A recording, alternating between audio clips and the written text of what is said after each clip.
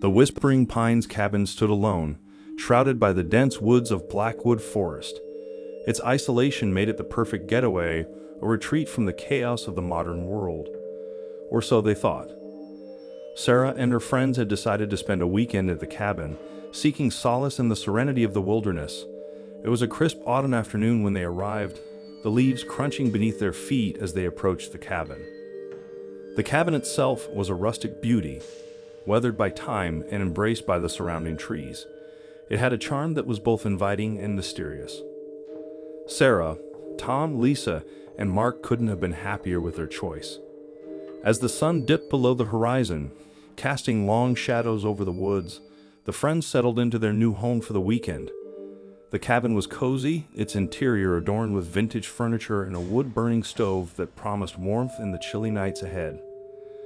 They lit the stove and gathered around it, their laughter and chatter filling the cabin. The ambience was perfect, but the forest outside seemed to grow quieter with each passing hour. An eerie silence settled over the woods, broken only by the crackling fire. Tom, always the adventurous one, suggested they take a night hike. Sarah and the others agreed, thinking it would be a thrilling way to kick off their weekend. Armed with flashlights, they ventured into the darkness, their beams cutting through the inky blackness of the forest. The hike was going well until they noticed something strange. Faint whispers drifted through the trees, like the voices of the wind itself. At first, they dismissed it as their imagination, but the whispers grew louder and more distinct. "Did you hear that?" Lisa asked, her voice quivering. The others nodded, their flashlights trembling in their hands. The whispers seemed to come from all around them, and they couldn't discern any words, only an unsettling murmur. Panic began to creep in, and they hurried back to the cabin. The whispers followed them, growing louder and more insistent. It was as if the forest itself was trying to communicate with them, but the message was indecipherable. Back in the safety of the cabin, they locked the door and tried to rationalize what had just happened. It had to be a trick of the wind or maybe an animal, they thought. But deep down, they couldn't shake the feeling that something was terribly wrong. They decided to call it a night, retreating to their respective bedrooms. Sarah lay in her bed, trying to calm her racing heart. But the whispers continued, seeping through the walls of the cabin. She could hear the others tossing and turning in their beds, their fear palpable. Unable to sleep, Sarah decided to investigate. She ventured into the living room, where a dim light from the moon cast eerie shadows. It was then that she noticed a peculiar painting on the cabin's wall. The painting depicted a scene from the forest, the trees shrouded in mist, and the moon casting an ethereal glow.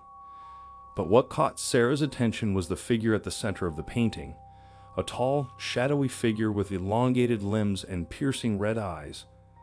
As she stared at the painting, the figure seemed to move, its eyes locking onto hers. Sarah stumbled back, her heart pounding in her chest. She rushed to wake the others, but they were already awake, their faces pale with terror. They knew they had to leave the cabin, but as they made their way to the door, they heard a voice that seemed to emanate from the painting itself. "Leaving so soon," it whispered, sending shivers down their spines. With no other option, they flung open the cabin door and ran into the dark forest, the whispers now a deafening cacophony. The night seemed to stretch on forever as they stumbled through the woods, their flashlights barely cutting through the thick underbrush. The forest itself seemed to conspire against them, the trees closing in like gnarled fingers. They felt as if they were being watched, hunted by some malevolent force. Hours passed, and they finally stumbled upon a clearing. In the center of the clearing stood a gnarled, ancient tree with roots that seemed to stretch deep into the earth. It was unlike any tree they had ever seen. With no other choice, they circled the tree and held hands, forming a protective circle. They knew they had to wait until morning to endure the night and whatever horrors the forest held.